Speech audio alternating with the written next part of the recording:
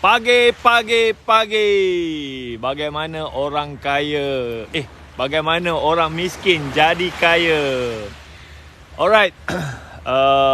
So sekarang ni saya berada di Pulau Pinang. Sebelum tu saya perkenalkan diri saya lah. Nama saya Wahid bin Abdul Rashid. Saya merupakan founder kepada Greenmatic. Greenmatic ni kita adalah platform lah tempahan kereta sewa. So kalau nak tempah kereta sewa, boleh tempah dekat kita punya website gogreenmatic.com. Sekarang ni untuk bisnes kereta sewa, sebenarnya saya dah handover dekat saya punya kawan. Dia yang tolong manage lah. Dan sekarang saya fokus kepada bisnes SKV. So mungkin ada yang dah tahu, mungkin ada yang belum tahu. So SKV ni dia adalah company yang menjual produk kesihatan, suplemen kesihatan. Dia fokus kepada produk untuk kencing manis. Alright, so saya adalah agent untuk SKV lah. Dan setakat ni saya baru join je SKV. Saya join bulan Februari 2021. Dan sekarang ni kita punya jualan lah lebih kurang 2.7 juta. Lebih 2.7 juta. Dan alhamdulillah lah kita punya profit tu dalam 200,000 lebih lah. Alhamdulillah kan. So saya baru join dalam 10 bulan. Bulan 2, 3, 4, 5, 6, 7, 8, 9, 10, 11. Baru 10 bulan. Keuntungan tu lebih kurang dalam 200,000 lah. So secara purata dapatlah dalam 20,000 kan. Alhamdulillah, syukur. Alright, so hari ni saya nak berkongsi kisah macam mana orang miskin boleh jadi kaya. Dan kisah ni adalah kisah saya sendiri. Kisah saya sendiri. Sebab apa? Saya sebenarnya berasal daripada keluarga miskin. Orang miskin je. Macam mana saya ubah kehidupan saya. Alright. Dekat sini ada tak sesiapa yang berasal daripada keluarga miskin? Sebelum tu saya nak check, pada yang menonton boleh tak dengar suara saya dengan jelas, video semua clear? Alhamdulillah sekarang ni saya berada di Pulau Pinang. Saya sangat suka laut. Kalau saya pergi mana-mana, saya akan sewa hotel dekat tepi laut. Alhamdulillah. Ada ke yang menonton saya punya video ni? Tak ada orang komen pun. So saya nak cerita tentang diri saya. Macam mana saya berasal daripada keluarga miskin. Dan alhamdulillah sekarang ni tak adalah kaya mana, tapi alhamdulillah lah ada duit sikit. Saya berniaga, jatuh bangun. Cuma sekarang ni saya freedom lah. Saya boleh buat apa yang saya suka apa semua. Saya tak bekerja dengan siapa-siapa. Ramai menonton. Okay, thank you. And then boleh tak bantu saya share video ni? Manalah tahu, share dekat dalam group apa semua kan. Mungkin nak belajar. Kalau ada soalan boleh tanya.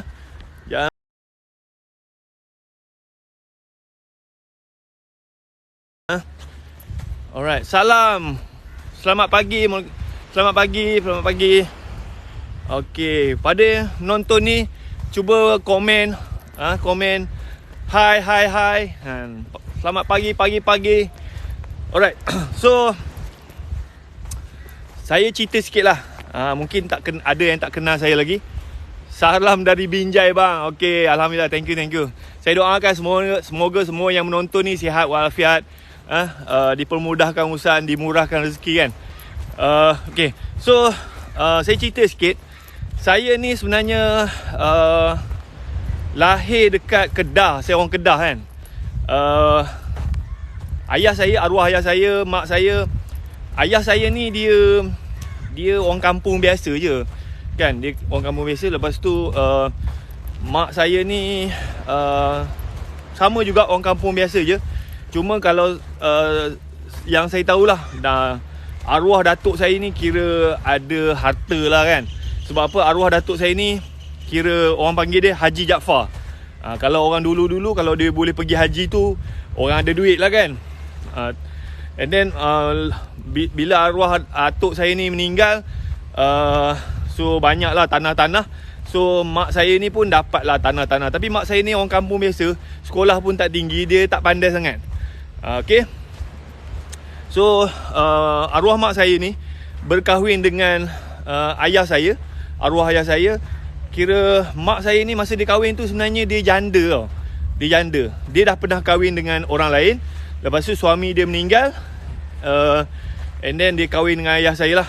Ayah saya ni pula, dia kira legend jugalah. Legend sebab apa? Masa dia kahwin dengan mak saya tu, umur ayah saya tu umur 40. Macam umur saya lah. Sekarang ni saya umur 42 kan. Ayah saya kahwin dengan mak saya masa umur dia 40. You bayangkan, orang dulu-dulu kan. Orang dulu-dulu biasa umur 18 dah kahwin lah kan. Ayah saya umur 40 baru kahwin. Maknanya dia memang memujang lah. And then ayah saya ni pula, dia memang anak yatim. Anak yatim, daripada kecil lagi ayah dia dah meninggal. So saya memang tak pernah jumpa datuk dengan nenek. Sebelah ayah, sebelah mak tak pernah jumpa. Okay. So ayah saya ni memang daripada kecil dia anak yatim. Dia kahwin dengan mak saya. Bayangkan mak saya ni janda, kahwin dengan ayah saya umur 40 kan.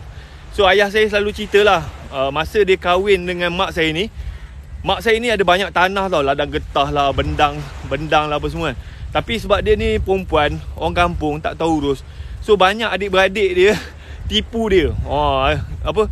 Datang rumah minta sign surat, tiba-tiba tanah dia tu dah kena kebas lah dengan adik-beradik dia kan. So ayah saya ni fed up lah dengan dia. Dan ayah saya decide kahwin dengan mak saya untuk kira macam bantu mak saya lah, supaya orang tak ambil kesempatan dekat dia, ambil tanah dia kan. Mak saya ni orang kampung, tak tahu apa sangat kan. Datang rumah minta sign, tiba-tiba tanah dia hilang kan. Macam tu kan. Lepas tu bila ayah saya ni kahwin dengan mak saya, so adik-beradik belah mak saya ni memang tak suka lah. Sebab apa? Tak boleh nak kebas tanah-tanah mak saya. Tak boleh nak kebas. Marah lah. Lepas tu bila marah, macam ayah saya ni kira macam dipulaukan lah. Dipulaukan dekat kampung tu macam-macam lah. And then ayah saya pun fed up lah dengan masalah tu. And then dia decide untuk bawa diri ke Pahang lah. So masa kahwin dengan arwah mak saya ni, kira macam dapat lah 4 orang. Macam saya ada adik-beradik 4 orang. Saya paling bongsu lah. Ada pelangi kat belakang. Alhamdulillah. Wah, cantiknya. Okay. You all ni mendengar lagi ke?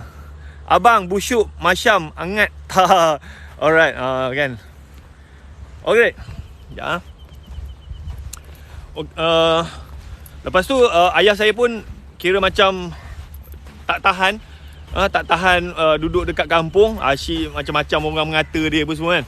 And then dia orang bawa, ayah saya ni bawa saya, kita orang ni berhijrah lah ke Pahang kan. Saya masa tu saya kecil lagi, saya pun tak berapa ingat.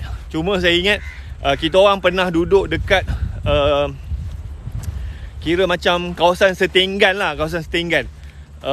So dekat Pahang tu, siapa kat sini orang Pahang?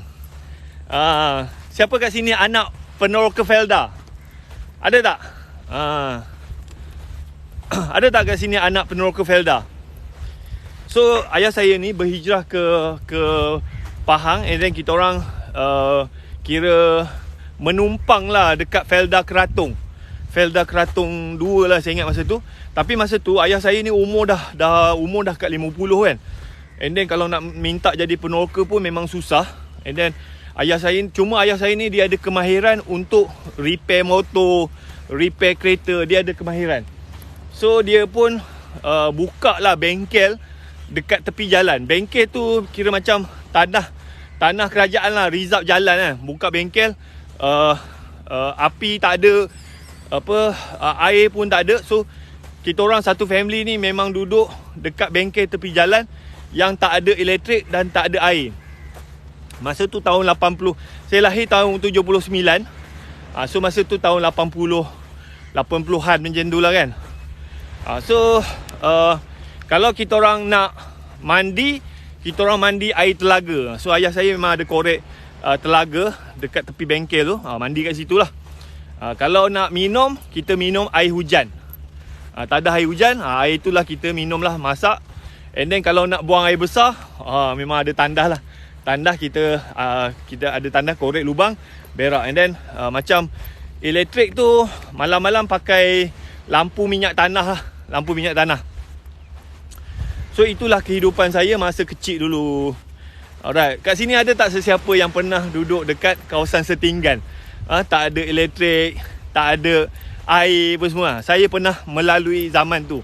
So nak ceritanya, saya sebenarnya asalnya orang miskin lah, family miskin.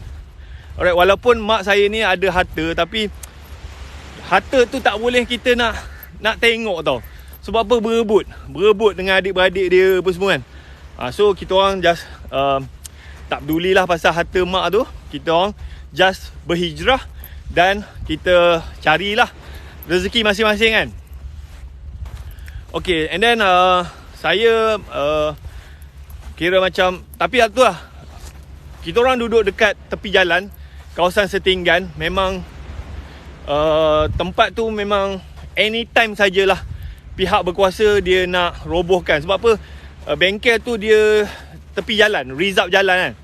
So memang ada pegawai daripada, kalau dekat Felda ni dulu dia ada macam pihak berkuasa tu dipanggil Dara lah. Dara, saya tak ingat Dara dia punya tu. So memang setiap minggu, setiap bulan ada pegawai daripada pihak berkuasa ni datang minta kita orang pindah.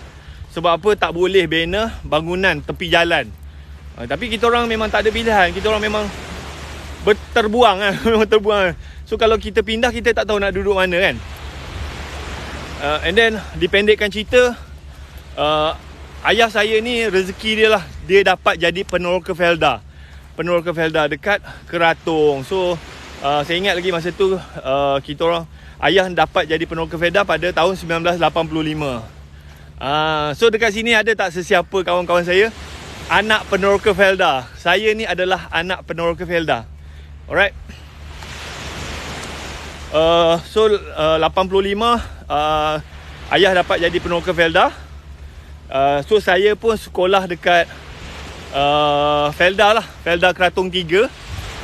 Saya anak peneroka Felda. Ya, saya anak. Okay, kita geng. Saya cucu peneroka Felda. Okay, kita geng. So saya nak cerita macam mana saya daripada anak orang miskin, anak peneroka Felda, boleh keluar daripada tu jadi jutawan. Tapi itulah, bila kita naik tu tak semestinya kita sentiasa naik. Kita jatuh dan alhamdulillah saya bangkit balik. Kan? Nak tak saya share? Nak tak saya share macam mana saya daripada anak orang miskin, tak tahu apa-apa kan? Kerja makan gaji, berniaga, jadi jutawan, jatuh melingkup, naik balik. Kan, ni saya cerita ni bukan nak bangga diri, cuma nak bagi inspirasi. Sebenarnya kita ni tak kisahlah anak orang miskin ke siapa-siapa, semua orang boleh berjaya. Kan? Salam hadir daripada Nilai. Ada ke yang nak dengar cerita saya ni? Anak orang miskin dan alhamdulillah lah jadi jutawan. Tapi tak adalah kaya mana pun kan. Boleh lah kan. Dari Felda, Soeharto, generasi keempat. Nak. So saya nak cerita ni supaya kawan-kawan saya yang berasal daripada keluarga susah, saya nak buka mata you. Sebenarnya kita ni mampu jadi jutawan. Kita ni mampu jadi kaya. Kan? Boleh je, semua orang boleh jadi kaya. Nak dengan tak nak saja. Saya hari tu Felda, saya hantu Felda, kan? Semua orang boleh jadi jutawan. Semua orang boleh berjaya. And then dekat Felda ni you faham-faham je lah. Macam zaman saya tu, kira ada anak Felda yang berjaya, ada juga anak Felda yang kira macam dekat Felda ni, dia kalau kita tersilap campur kawan-kawan kan, kat situlah berlakunya masalah sosial kan. Ada yang terlibat dengan dadah, ada yang terlibat dengan jenayah apa semua kan. So kawasan Felda ni, kalau kita tersilap pilih kawan, kita akan rosak. Kalau kita pilih kawan yang betul, insya-Allah kita yang berjaya. And then saya ni pula bukannya jenis pandai. So masa dekat sekolah, saya sekolah biasa je. Saya tak pernah dapat nombor 1. tak pernah dapat nombor 1. So kalau dekat sekolah rendah tu, saya nombor, kalau kelas tu ada 30 orang, saya nombor tengah-tengah. Saya tak pernah dapat nombor 1. Kalau 30 orang, saya nombor 15. Tengah-tengah. So kira macam saya tak adalah bodoh sangat, tak adalah pandai sangat. Orang biasa je saja. Bro mesti anak broker dari Pahang ke ada sikit-sikit lorat Pahang? Saya lahir dekat Kedah. Saya lahir kat Kedah. Tapi daripada kecil ayah saya dah pindah ke Pahang. So jiran saya orang Kelantan. Sebelah saya orang Kelantan, sebelah tu orang Perak. Lepas tu saya pula belajar dekat Kuantan. So saya punya slang tu dah macam Pantai Timur dah. Cuma kalau nak sembang Kedah, kalau saya jumpa geng Kedah, boleh lah sembang kan. Hang aku kan. Kalau macam biasa, saya akan cakap standard macam Pantai Timur. Lebih kurang macam tu lah. Sebut Felda, sebut anak penokor Felda, kepala orang luar negatif je. Padahal anak-anak Felda hebat. Betul. Okey, dia bukannya salah Felda ke salah anak siapa kan. Sebenarnya diri kita lah. Okey. Cuma masa saya dekat Felda tu, saya tak bercampur sangat. Saya tak bercampur sangat dengan budak-budak nakal apa semua kan. Sebab saya tahu family saya orang susah. And then saya banyak spend masa dekat rumah lah. Pergi sekolah, balik sekolah, saya akan tolong ayah saya. Saya tahu sebab ayah saya ni orang tua kan. Ayah saya ni ada asma, lelah kan. So kita nak pergi enjoy lepak-lepak pun semua tu tak sampai hati lah tengok ayah kita teruk-teruk kerja kan. So saya banyak tolong ayah saya. Kalau ayah saya kena pergi ladang kelapa sawit, saya tolong. And then ayah saya ni dia mekanik. So dekat bengkel saya tolong dia. So masa saya banyak tolong ayah saya. Saya tak banyak masa buang masa lah pergi melepak-lepak, buang masa buat benda-benda merepek-repek kan. And then saya tak tahulah, memang dapat naluri saya tu, memang saya tak ada perasaan nak pergi buat benda-benda lara. Saya memang kalau kawan-kawan ajak pergi ronda-ronda, lepak-lepak, mengorat semua, saya tak ke arah tu. Saya pun tak tahu kenapa. Okay, so cuma saya tu lah, saya orang biasa je, bukannya pelajar pandai. Masa UPSR pun biasa-biasa je result saya. And then saya masuk sekolah menengah. Dekat sekolah menengah pun saya belajar dekat sekolah menengah Kebangsaan Keratung. Dekat sekolah menengah sama je, saya orang biasa je. Sampai dekat cikgu dekat sekolah menengah tu, kira macam saya ni masuk kelas kan, kalau dekat sekolah, kalau kelas yang nombor 1 tu, tu kelas budak-budak pandai lah. Kalau kelas belakang-belakang tu, kelas budak-budak kurang pandai kan. So saya tak macam mana, saya diletakkan dekat kelas budak-budak kurang pandai. Memang budak-budak yang lembab kan. Saya sampai cikgu sekolah cakap dekat kita orang, korang ni kepala otak separuh. Kepala otak separuh maknanya tak cerdik lah. Saya bila cikgu cakap itu memang down gila lah. Memang down gila kan. Cikgu cakap kita kepala otak separuh kan. Maknanya kita ni kurang cerdik. So masa tingkatan 3 macam tu lah. Tingkatan 3 saya malas pergi sekolah. Saya ponteng sekolah. Kalau dalam setahun tu berapa bulan dah saya ponteng kan. Masa saya dekat sekolah menengah, saya ada motor tau. Dekat Felda ni biasa budak-budak Felda ni dia ada motor. So saya ada motor. So orang pergi sekolah, saya pergi ponteng sekolah kan. Pergilah mancing lah, mana lepak mana kan. Sebab saya tak nak cikgu hina saya. Saya tak nak cikgu pandang rendah kat saya. Sebab dekat dalam kelas, cikgu selalu cakap kita orang bodoh. Kita orang ni bodoh, kepala otak separuh kan. Saya tak nak lah. Pergi sekolah kena cakap bodoh kan. So saya banyak ponteng sekolah. Alright, so tapi ponteng-ponteng sekolah pun masa tingkatan 3 saya exam PMR, alhamdulillah saya skor jugalah. Dapatlah 4A 3B 1C macam tu kan. Ponteng-ponteng sekolah kan, saya dapat result okey jugalah. So masuk lepas tingkatan 3 tu, sebab apa, ayah saya ni mekanik. So saya minat nak ikut jejak langkah dia. Saya pun nak jadi mekanik juga. Sebab saya boleh lah, pandai lah repair motor sikit semua kan. So saya punya impian tu, saya nak pergi belajar dekat sekolah vocational. Saya nak belajar tentang automotif. Dan habis SPM je, saya nak buka bengkel dekat Felda Kratung. Itu saja saya punya impian, cita-cita saya. Cita-cita saya tak besar. Saya nak belajar sampai SPM.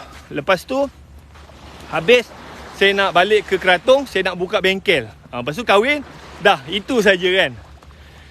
Ada ke yang dengar saya punya cerita ni? Jangan saya baca komen. Penat jalan. Ada pelangi lah. Ya, alhamdulillah ada pelangi.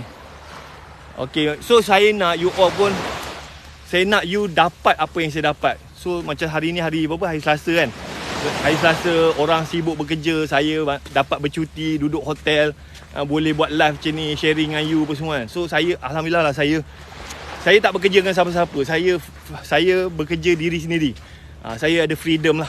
Cuma tak adalah kaya macam mana kan. Tapi cuma saya ni asal anak orang miskin, anak orang biasa. Ada bang live hidup anak Felda. Alright. Okay, cerita nak dengar. Okay, baik. Boleh. You all ni dah share tak saya punya video ni? Tolong dah share. Kita target ada 400 mata kan. Baru shock kan. Alright. Oh, ada orang Kratung. Hai jiran, hai orang Kratung. Dulu ayah dapat Felda Kratung 5 tak banyak komen. Jual produk apa bos? Sekarang ni saya jual, saya ejen SKV. Saya tak boleh nak tunjuk produk. Sebab apa? Kalau saya tunjuk produk, memang saya punya video ni akan kena ban. Aku pun heran. Aku tunjuk produk je memang kena ban lah. So saya, kalau you kenal Partnel, Partnel tu duta produk yang saya jual lah. Ini antara produk yang saya jual. Pytech. Jangan saya flip.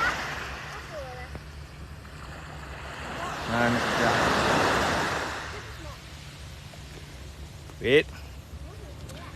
Saya sekarang ni saya ejen SKV. Okey. Nampak tak? Ni. You kenal tak Partnel, Datuk Aznel Haji Nawawi? Partnel tu adalah duta produk company saya, SKV. Ni adalah salah satu produk lah, Pytech. Saya jual produk untuk kencing manis. Kalau you nak jadi ejen, nak follow saya, you klik dekat saya punya bio, WhatsApp saya. Nak jadi ejen murah je. Modal RM65 40 untuk Semenanjung, Sabah Sarawak RM72 90. Singapura pun boleh RM81. Alright. Kenal kan? Kenal tak Partnel? Partnel ni duta produk SKV. Okey, sambung cerita. So saya punya planning masa tu, saya just nak buka bengkel je. Buka bengkel, lepas tu kahwin, dah duduk kat Kratung kan. So saya pun apply lah, minta sekolah vocational. Saya dapat offer untuk masuk sekolah vocational. Dalam masa yang sama saya juga dapat offer untuk masuk ke sekolah menengah teknik Kuantan. So dekat situ ayah saya suruh saya pilih sekolah teknik Kuantan lah. Sebab apa? Sekolah teknik Kuantan tu dia kira macam level tinggi sikit lah. Budak-budak yang pandai je yang dapat masuk lah. Macam sekolah vocational ni kira macam budak-budak biasa. So saya pilih untuk join masuk ke sekolah menengah teknik Kuantan. So that's why kadang-kadang you dengar saya punya lorat tu macam Pantai Timur, macam orang Kelantan kan. Sebab apa? Saya banyak kawan-kawan Kelantan. Dekat sekolah teknik tu memang campur lah. Orang Kuantan, orang Kelantan, orang Ganu kan. Dekat Pulau Pinang, dekat Penang. Lepas tu Ferengi. Alright. Abang umur berapa? Saya dah tua dah, 42. Saya umur 42. Sekarang ni alhamdulillah. Hari ni hari Selasa kan. So sepatutnya hari ni orang kerja. Kira macam saya suka bercuti waktu orang bekerja. So memang best gila. Memang tak ada orang kan. So itu yang saya suka bila kita berniaga. Kita ada kebebasan masa untuk bila masa kita nak cuti. Janganlah kita cuti time orang cuti. Masa tu kita cuti ni nak enjoy kan. Kita cuti nak enjoy. Tapi kalau kita bekerja and then kita bercuti masa orang lain bercuti, dia bukan enjoy lagi lah. Dia dah jadi torture kan. Wah, nak datang hotel orang ramai, nak makan susah, nak pergi melawat susah, jalan jam apa semua kan. So tak best. So kalau boleh lah sampai satu masa saya nak kawan-kawan saya ni, you ada freedom. You boleh berniaga sendiri, you boleh buat apa yang you suka. Ada tak sesiapa yang nak ada kebebasan, ada duit, ada masa, kan? Boleh buat apa yang dia suka, kan? Dulu saya pun kerja juga. Saya kerja kat universiti. Okey, sambung cerita. Assalamualaikum. Wahid Alif Sambal Gepre blablabla. Okey, sambung cerita. Sekejap saya. Lepas saya masuk sekolah, saya masuk sekolah teknik Kuantan. Dekat sekolah teknik Kuantan tu saya ambil bidang mechanical engineering, kejuruteraan jentera. Konon-kononnya belajar tu nak jadi mekanik lah, kan. Lepas habis SPM tu, saya punya dekat sekolah teknik tu saya pun sama je, bukannya budak pandai, bukannya best student. Dalam kelas saya tu ada 30 orang. So kalau bila ambil exam, nak tahu tak saya biasa dapat nombor berapa? Dekat sekolah teknik, dalam kelas saya tu ada 30 orang. So bila ambil exam, cuba teka saya biasa dapat nombor berapa dalam kelas. So saya biasa dapat nombor 30. Saya duduk belakang sekali. Memang saya bukannya pelajar pandai, bukannya pelajar nak kata bodoh tu. Sebab sekolah teknik tu memang budak-budak pandai. Saya nombor 30. Dalam kelas tu saya nombor 30. Tak pernah dapat nombor 1. Tapi budak-budak sekolah teknik tu memang budak-budak pandai lah. Budak-budak pandai. Memang kau belajar macam mana pun memang susah nak lawan dia orang. Selamat pagi. Kan. Alright. So bila ambil SPM, alhamdulillah lah saya dapat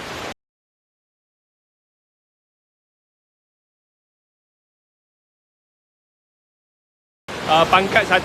Tapi itu pun hujung-hujung. Dah nyawa-nyawa ikan, kan.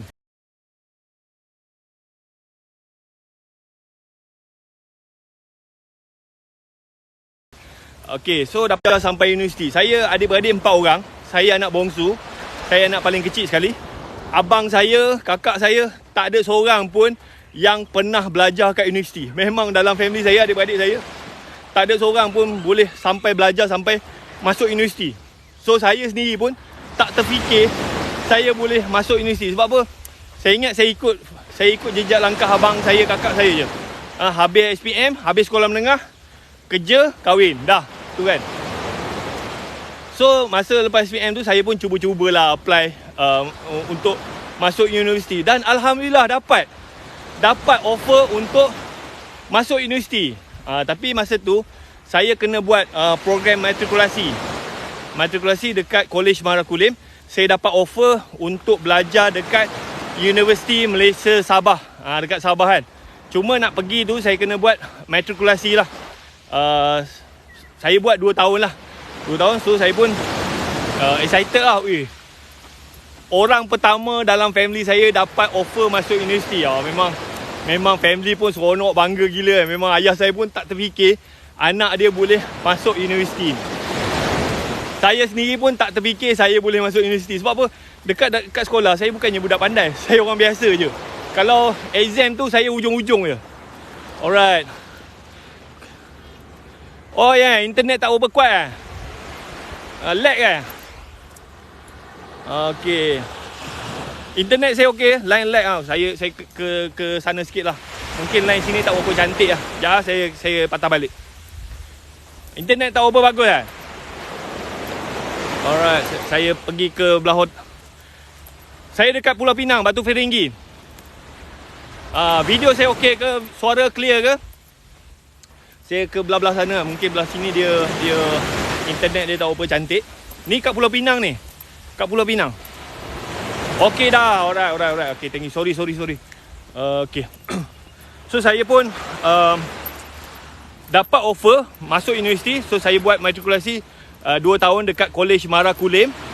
Siapa sini orang Kulim? Siapa sini orang Kedah? Orang Kedah kan? Gambar okey, line je dia sangkut-sangkut tadi. Okey. So saya balik ke belah-belah hotel sana lah. Okay, so saya belanja sikit lah. Laut Batu Ferringhi. Internet sangkut dekat hujung pulau. Saya belah-belah hotel lah.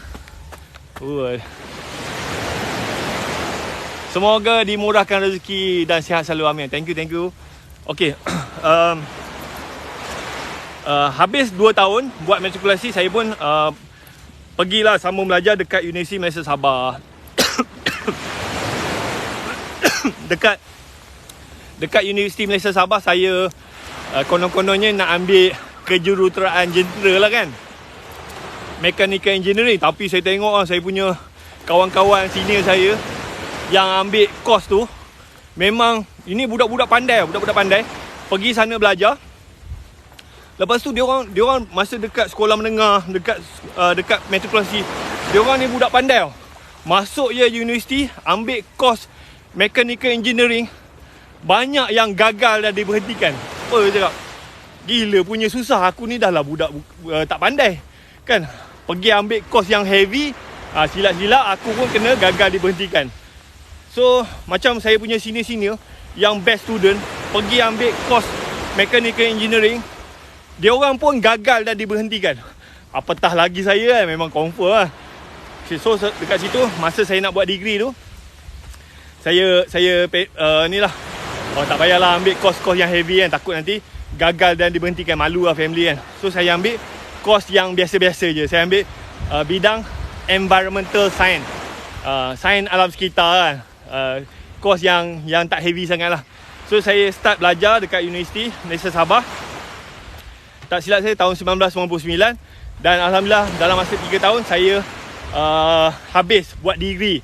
Tahun 2002 lah saya tamat. And then saya balik kira macam masa tu family saya dah pindah ke Kedah. Kan. Asalnya mak ayah saya duduk kat Pahang, tapi dia orang pun dah tua, tak ada orang jaga. So mak ayah saya pindah balik ke kampung kat Kedah. Sebab dekat Kedah ada kakak saya lah, kakak saya yang tolong jaga mak ayah saya. Alright. So lepas habis degree tu, saya pun balik ke Kedah lah. Balik ke Kedah, konon-kononnya.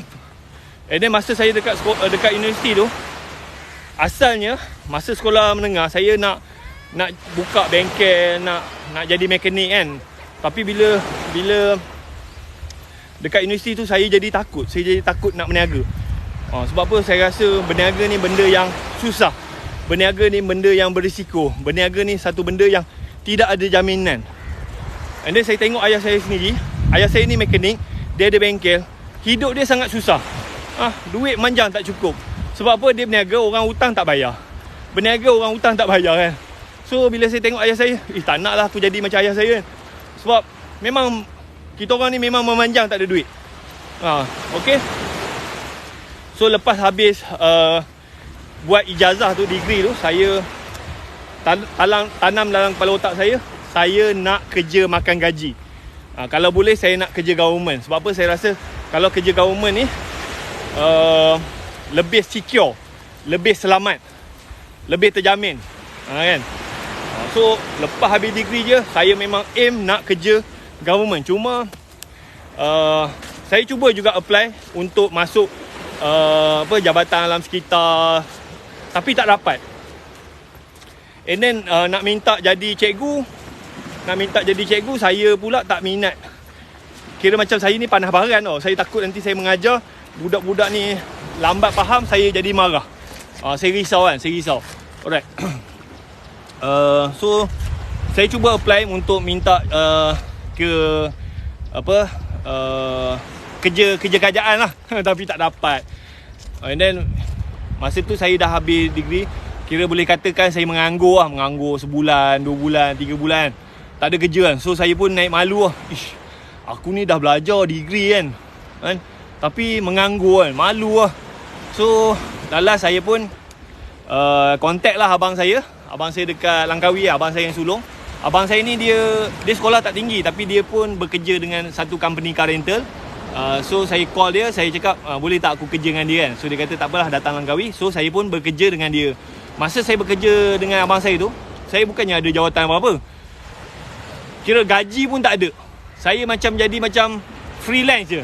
Saya pergi sana, saya cuci kereta, saya hantar kereta, saya bawa teksi sapu, saya jadi tour guide, saya jadi counter apa semua. Semua benda saya buat. So gaji tak ada. So saya punya income tu based on commission. Kalau saya dapat buat sale, adalah komisen kan. Kalau tak ada, tak adalah. Kalau tak ada sangat, saya pergi jumpa abang saya minta duit lah. Abang saya bagilah RM50 kan, untuk belanja makan lah. Itulah. So saya sempat bekerja dengan abang saya lebih kurang setahun sebagai macam runner, cuci kereta, hantar kereta, jadi tour guide, bawa teksi sapu kan. Tu lah kerja saya. Alright. So saya sempat kerja setahun. Lepas tahun tu saya cakap, takkanlah aku nak kerja macam ni kan. Orang lain, kawan-kawan saya semua dah jadi cikgu, dah kerja bagus, semua dah beli kereta, dah macam-macam. Saya gaji pun tak ada kan, nak apply loan pun tak boleh. So saya nak minta kerja government, sampai ke sudah tak dapat kan. Alright. So saya pun decide untuk sambung belajar. Saya buat sambung belajar lah. Dah kerja tak ada kan. Saya milih kerja lah kan. Saya nak kerja government, tapi kerja government tak dapat. Nak jadi cikgu tak nak. Ada jugalah few company offer saya untuk kerja dekat company dia, tapi saya tak minat kerja dekat syarikat swasta. Sebab apa? Saya rasa benda tu tidak secure. Saya lebih suka kerja makan gaji dekat government lah. So lala saya fikir-fikir, sambung belajar lah. So saya pun buat master. Okay, saya buat master. Alhamdulillah masa saya buat master tu saya dapat scholarship lah. Scholarship, saya buat master 2 tahun. Lepas habis master tu saya buat bidang sains alam sekitar juga. Sama, degree saya buat sains alam sekitar, master pun saya buat sains alam sekitar. Walaupun saya bukannya pelajar cemerlang, saya ni jenis work hard. Saya kerja keras. Saya tahu saya tak pandai, tapi saya work hard. So dalam masa 2 tahun, alhamdulillah saya dapat selesaikan master saya. Tahun 2005 saya habis. Saya start buat master 2003. 2005 saya habis master. And then saya pun apply kerja lah. So masa apply kerja tu, alhamdulillah dapatlah rezeki untuk saya bekerja dekat universiti. Saya dapat offer kerja dekat Universiti Putra Malaysia Kampus Bintulu Sarawak. Itu. So itulah antara saya memang dah lama nak kerja dengan agensi kerajaan. Bila habis master tu, barulah saya dapat kerja dengan Universiti Putra Malaysia Kampus Bintulu. Kerja sebagai tutor lah. Alright, masih ada lagi ke yang menonton saya punya video? Sekarang ni video okey ke? Suara okey, gambar okey. Tadi orang cakap lagging kan. Sekarang okey ke internet? Cuba komen sikit. Tadi berjalan susah nak baca komen. Alright. Ada lagi ke yang menonton saya punya video? Okey cun. Alright. So saya start bekerja dekat universiti pada tahun 2005. Masa tu jawatan saya tutor lah, tutor. Sebenarnya kerja saya tu macam pensyarah, cuma saya tak boleh dapat title pensyarah sebab saya belum ada PhD. Sebab dekat universiti ni, Universiti Putra Malaysia ni, kalau you tak ada PhD, you tak boleh dapat title pensyarah. So you hanya tutor. Tapi kerja tu macam pensyarah lah. Kerja macam saya kena mengajar, saya kena buat research, saya kena supervise student kan. Kerja memang macam pensyarah, cuma jawatan saya adalah tutor. Tutor kan. Kalau saya bekerja dekat universiti lain, mungkin saya adalah pensyarah. Tapi Universiti Putra ni dia punya syarat, kalau nak pegang title pensyarah kena ada PhD. Why perjalanan cerita abang sama macam saya? Lebih kurang lah, semua sama. Kita anak orang miskin. Sebab dekat Malaysia ni banyak orang miskin kan. So saya nak cerita macam mana saya daripada anak orang miskin, saya bekerja government, hutang banyak gila. Lepas tu saya berniaga, saya jadi jutawan. And then saya jatuh, terduduk. Lepas tu saya bangkit balik. Ni perjalanan lah, naik turun saya kan.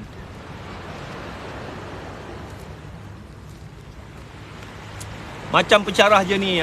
Oh yeah. Saya tahu kat sana banyak pensyarah, dia jawatan dia gah tau, jawatan gah kan. Tapi kebanyakannya tak ada duit. Betul tak? Pensyarah ke cikgu, dia kerja okey, gaji okey, tapi duit tak ada. Itulah yang berlaku kat saya. Saya bekerja kat universiti, kerja okey, pendidikan tinggi, gaji okey, duit tak ada. Siapa kat sini yang kerja government, jawatan okey, gaji okey, duit tak ada? Kan, bayar tu bayar ni, lala duit tak ada. Siapa kat sini yang menghadapi masalah tu? Dan saya nak cerita macam mana saya keluar daripada masalah tu. Kan?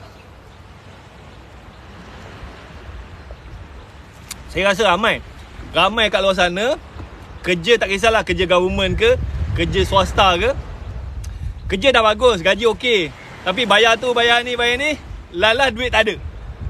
Kan, memang banyak gila. So nak tak saya cerita macam mana saya keluar daripada masalah tu? Kan, nak tak saya cerita?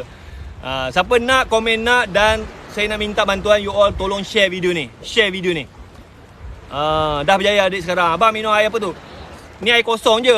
Saya nak tunjuk produk. Ni produk yang saya jual, Fitech. Ini untuk kencing manis. Untuk kencing manis. Tapi itulah, kalau saya tunjuk, memang TikTok akan ban saya lah. Saya sekarang ni, saya mencari ejen. Siapa-siapa nak join team saya. Modal dia kalau you duduk dekat Semenanjung, RM65 40 sen.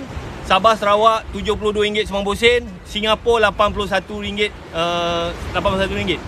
So you join, you jual produk kesihatan, training HQ bagi. Saya join company ni, sebenarnya sebelum ni saya ada buat bisnes, tapi bisnes saya jatuh sebabkan COVID.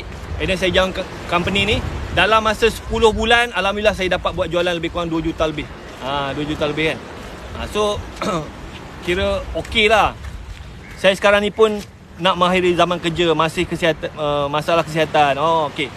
So siapa-siapa yang berminat nak join team saya, you WhatsApp, you klik dekat saya punya bio, nanti saya bagi detail. Kan.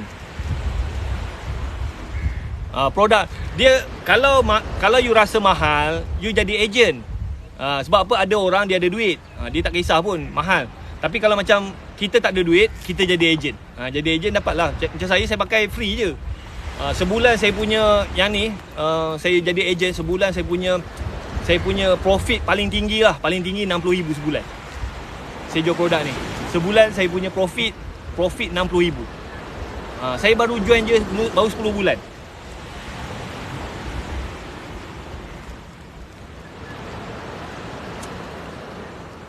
Betul. Betul bos.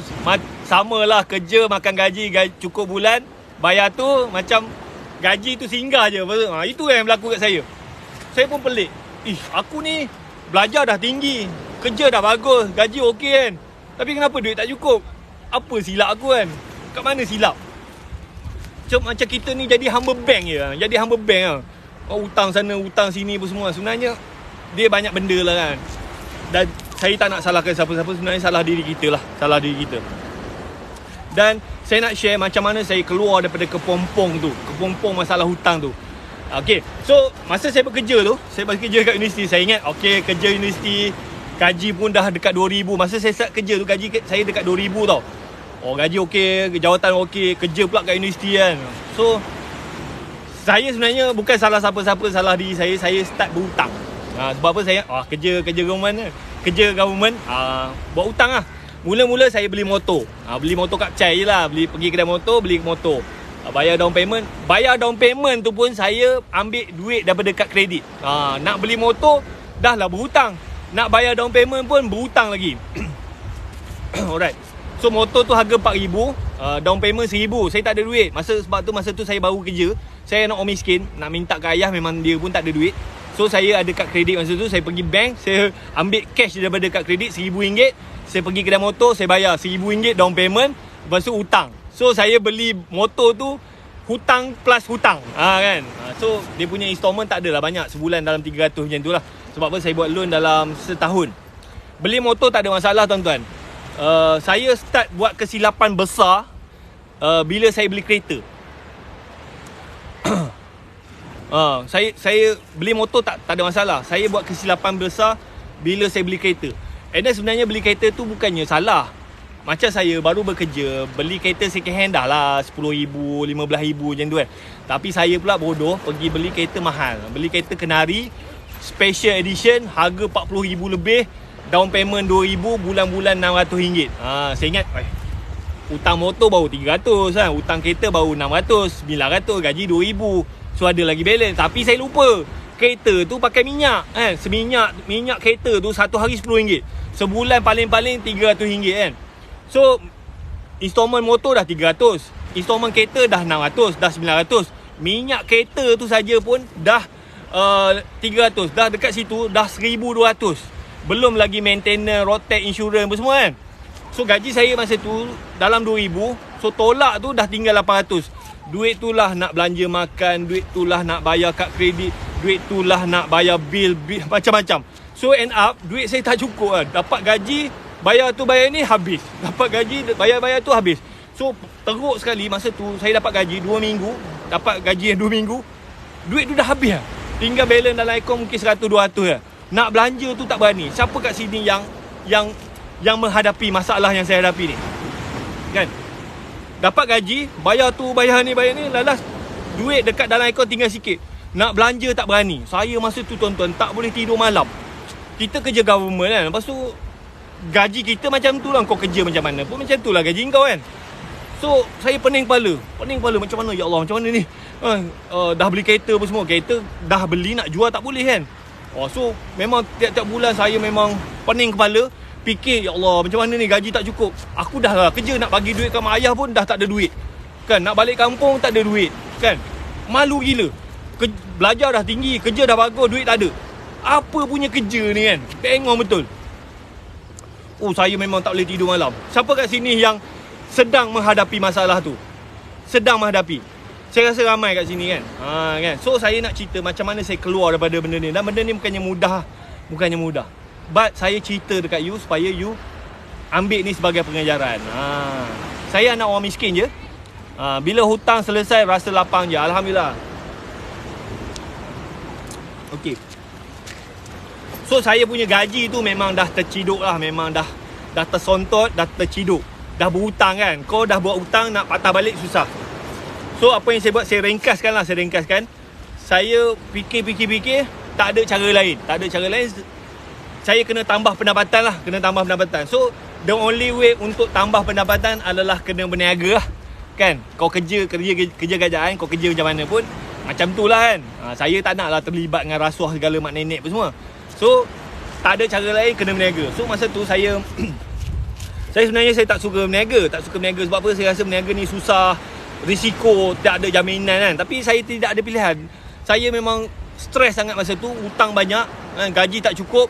Saya rasa malu. Nak bagi duit kat ayah saya tak ada duit kan. Memang malu gila. Kerja kat universiti konon-konon pensyarahan, tapi nak bagi duit kat ayah tak ada duit. Malu gila. Siapa kat sini yang ada rasa tu? You kerja dah bagus gaji, tapi nak bagi duit kat mak ayah tak ada duit. Rasa loser gila. Kan. Saya nak terlelap ni. Tapi time tu lah nak terkencing. Okay, sorry. Alright. Siapa kat sini? Saya masa tu saya rasa saya seorang loser. Seorang yang gagal. Saya dah belajar tinggi, saya dah kerja bagus, ada duit gaji yang okey, tapi saya tak mampu nak bagi duit kat mak ayah saya. Mak saya dah meninggal. Ayah saya nak balik kampung, malu, tak ada duit. Saya memang dah buat apa kan. So saya pun fikir lah memang tak ada cara lain, kena berniaga. Tapi saya share sikit. Sebab apa, ramai orang yang bila dia struggle, bila dia cuba berniaga dan dia tersilap langkah, bukannya dia selesai masalah, dia tambah lagi masalah kan. So ini benda betul yang saya buat lah. Alright.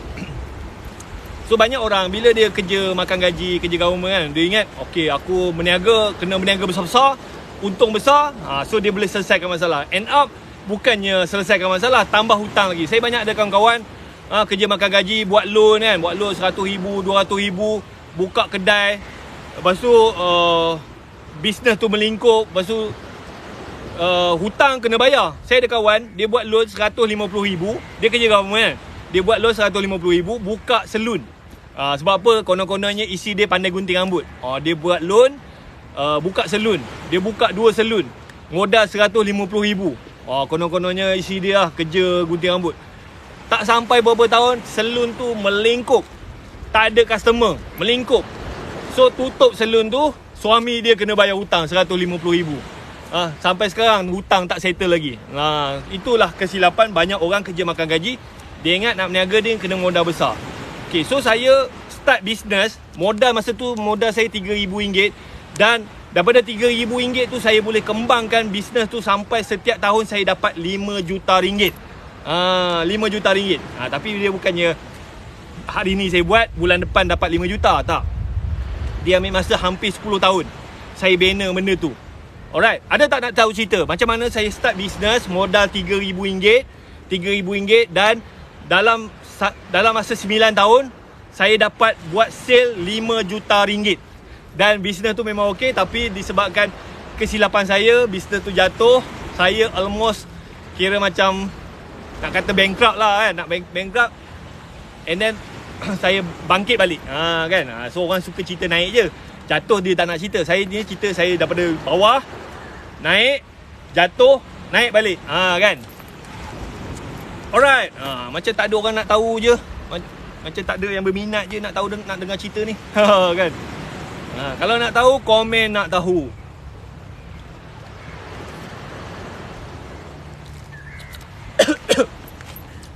Ya, sedap pula. Tersedak.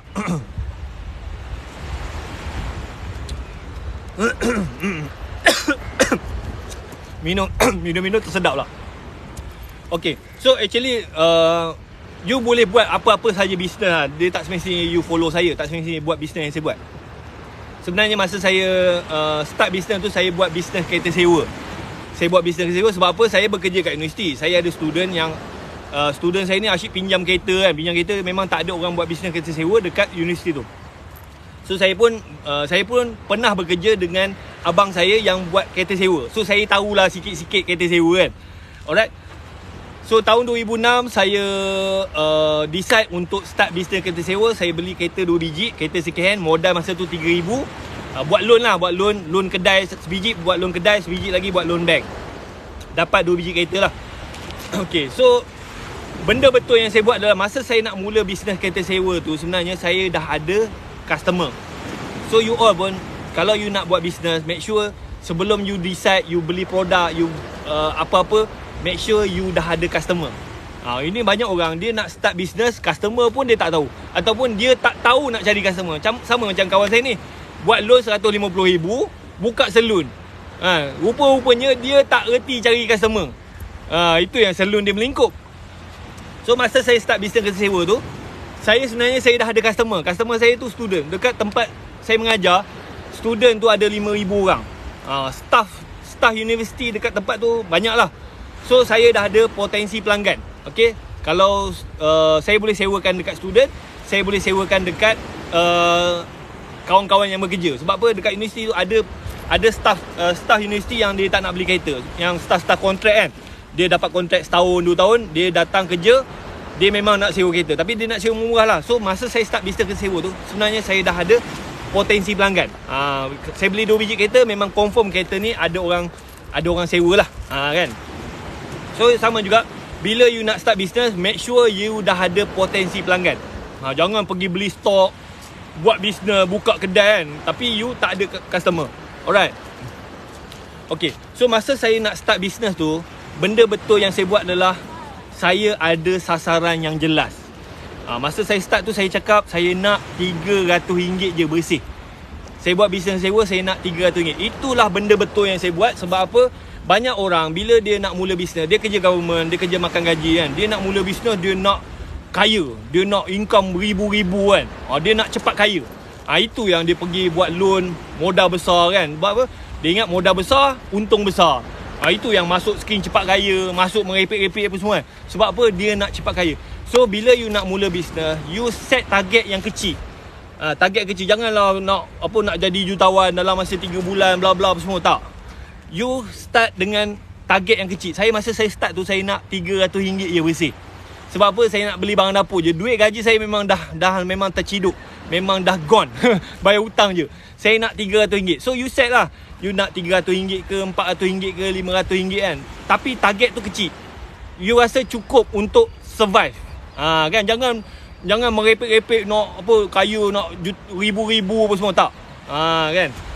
So modal RM3,000, saya beli kereta 2 biji, saya sewakan. Alhamdulillah lah, kereta tu saya sewa 1 jam RM5, 1 hari RM50 kan. So sebulan tu boleh dapat dalam RM1,000 lah duit sewa, tolak installment apa semua, tolak maintenance, saya dapat bersih RM300. RM300. So duit tu boleh lah saya beli barang dapur, belanja apa semua. Tapi gaji saya tu memang habis lah, habis bayar hutang je. So duit RM300 tu boleh lah belanja untuk beli barang dapur, makan.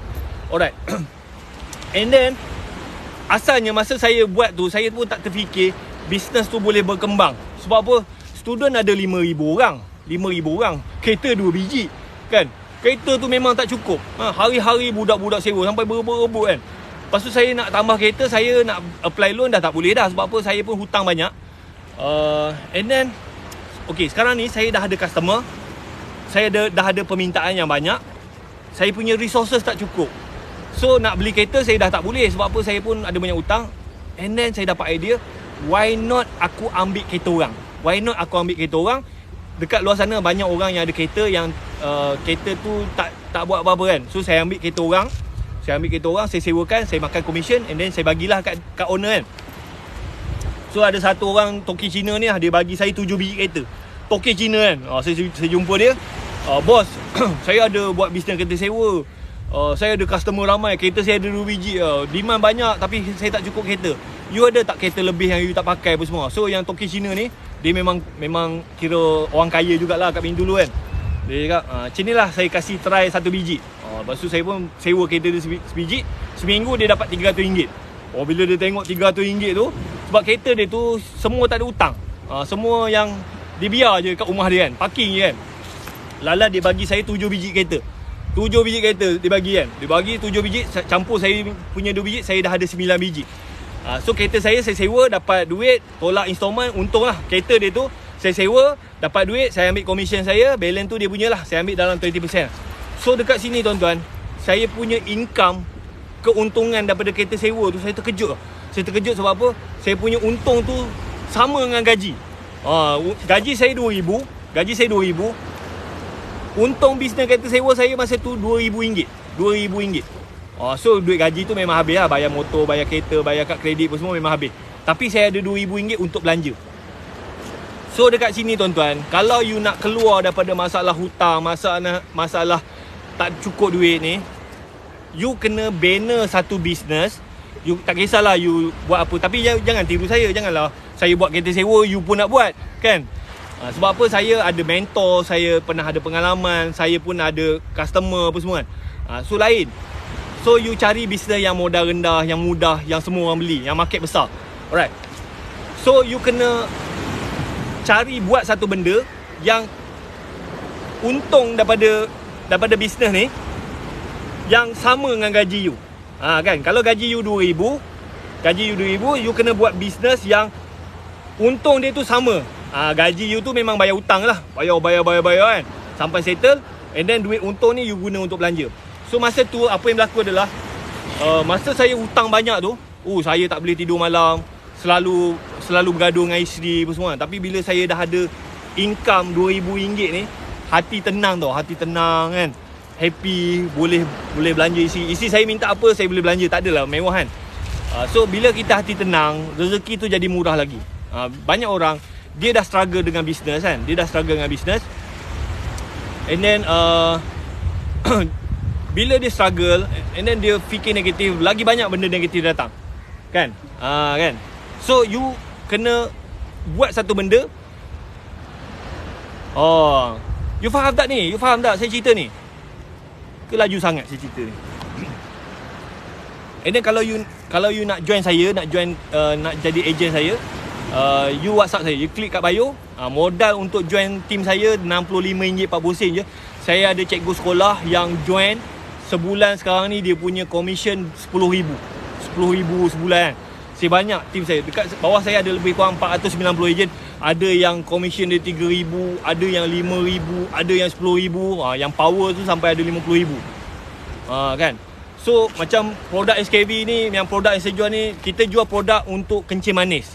Kat Malaysia ni ada banyak orang kencing manis. Kat sini ada tak sesiapa family yang kencing manis? Ataupun you kencing manis, ada tak kat sini family dia kena potong kaki? So kita sekarang ni, kita nak bantu dekat luar sana. Dekat Malaysia ni ada lebih kurang 7 juta orang yang ada masalah kencing manis. Kat Malaysia saja.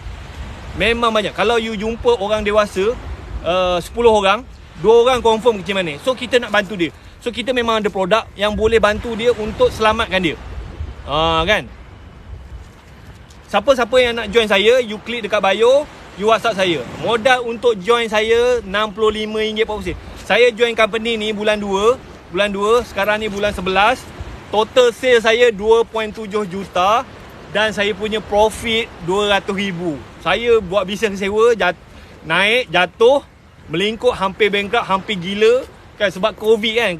And then saya join company ni dalam masa 10 bulan, alhamdulillah 2 juta lebih saya punya sale, dan saya punya profit dalam 200,000. Alhamdulillah, syukur. Produk memang bagus, repeat order tinggi, senang jual, duta dia partner kan. Memang kalau you tak jual memang rugi gila. Kan? Kalau you nak, you klik dekat bio, you WhatsApp saya. WhatsApp sekarang. Kan? Bulan depan kita start. Lepas you join, nanti HQ akan contact you, akan training 5 hari.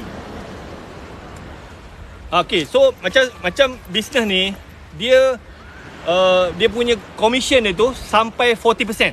40%. Okay, macam saya jangan saya cerita sikit bagi faham.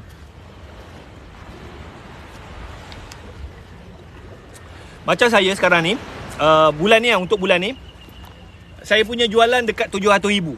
Bulan ni saya punya jualan 700,000.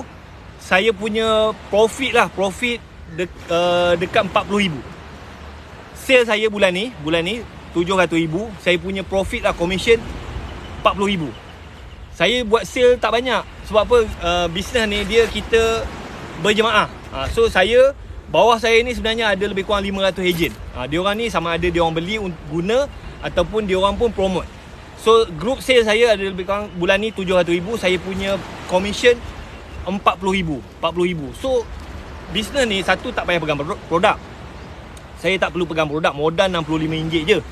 Tak payah packing barang, tak payah pull barang. So kita just guna produk, kita promote. Kalau ada orang nak beli, beli. Kalau orang nak jadi ejen, jadi ejen. So saya baru join, baru 10 bulan. Ejen bawah saya ada dalam 400, dekat 500 orang. 500 orang. So kalaulah satu orang buat beli RM300 kan, RM300 kali dengan 500, 500 kali dengan RM300 berapa? 500 kali dengan 300, 150,000 tak, 150,000 kan. Itu kalau beli sekali. Lepas tu ejen saya ni, dia orang pun ada ejen bawah dia. So total saya punya downline sekarang ni ada lebih kurang 5,000. Jadi at least seumur hidup bayar sekali je. Seumur hidup bayar RM65 sekali je. You tak payah pegang barang, you tak payah post barang kan. Bahan marketing semua bagi, duta dia partner. Memang senang jual. Dekat Malaysia ni, kalau nak cerita kencing manis je, dekat Malaysia ni ada 7 juta orang kencing manis. So kita memang ada produk yang boleh bantu diorang ni. Kalau kena kencing manis, dia bukannya sembuh, dia boleh control, boleh reverse. Macam saya tak ada masalah kesihatan. Tapi dulu sebelum saya join company ni, saya gemuk tau. Berat saya 81 kilo. 81 kilo, sekarang ni berat saya turun lah 75. Sebab apa? Kalau berat you terlebih, tu bahaya lah. Itu tanda-tanda you nak kena kencing manis. Arwah mak saya kencing manis. Arwah mak saya sebelum dia meninggal tu, dia kena stroke sebab kencing manis. Saya sekarang ni still gemuk lagi lah, tapi tak adalah kan. So sekarang ni macam ni saya. Dulu saya gemuk tau. Berat saya 81 kilo. Bapak gila. Lepas tu berat saya naik. Dekat sini ada tak sesiapa yang ada masalah berat badan? Perut dia buncit kan. So kita memang ada produk yang boleh bantu you turunkan berat badan. You makan produk tu memang you akan membuang. Sebab apa? Dia SKV ni dia bagus lah. Dia bagus sebab apa? Produk dia tu semua dia buat daripada buah-buahan, tumbuh-tumbuhan. Memang selamat. Dan dia punya founder dia tu doktor. Founder dia Dr. Syed. Dr. Syed ni memang doktor. Dia pernah bekerja dekat hospital Pulau Pinang. Dia pernah bekerja dekat hospital Perlis.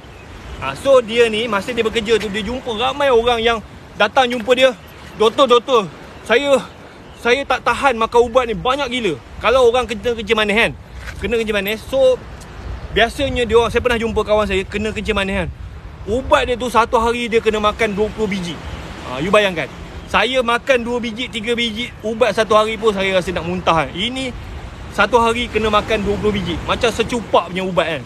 Ada tak you kenal siapa-siapa kat sini yang makan ubat sampai 20 biji, macam satu mangkuk? Alright. Harga sebotol ni 180. Harga tu letak tepi. Yang penting kalau you tak ada duit, you daftar jadi ejen, you dapat murah. Kalau you ada duit, you beli lah. Macam orang kaya, dia tak kisah, dia beli. Sebab apa? Kalau kaki nak kena potong kan, kalau orang kena kencing manis, kaki nak kena potong, berapa ribu pun dia bayar. Okey, nak RM64. Dia RM65.40. Satu, you dapat training 5 hari. You dapat training 5 hari. Training tu online je. Yang kedua, you akan dapat sistem e-commerce. Sistem e-commerce, sistem tu harga dia dalam RM3,000. So sistem e-commerce tu you boleh tengok you punya sale, you boleh submit order, you boleh beli barang, you boleh rekrut orang pun semua. Memang saya sebenarnya, saya dah 2 minggu tak balik rumah tau. Saya dah 2 minggu tak balik rumah. Saya travel balik Sarawak, lepas tu balik Sarawak saya travel pusing Malaysia. Dah 2 minggu. Dah 2 minggu saya tak balik rumah dan kita orang berniaga online je. Dalam masa 2 minggu saya punya sale dalam 300,000 lebih. Kita submit order online je. Sistem e-commerce tu very powerful. Kalau you tak jual memang rugi lah. Dia sama lah, lebih kurang macam Shaklee Shaklee Amway. InsyaAllah boleh. Hari tu saya baru pergi baru balik Sarawak. Saya dekat Penang. Ini produk dia. Nanti saya tunjuk dia punya billboard.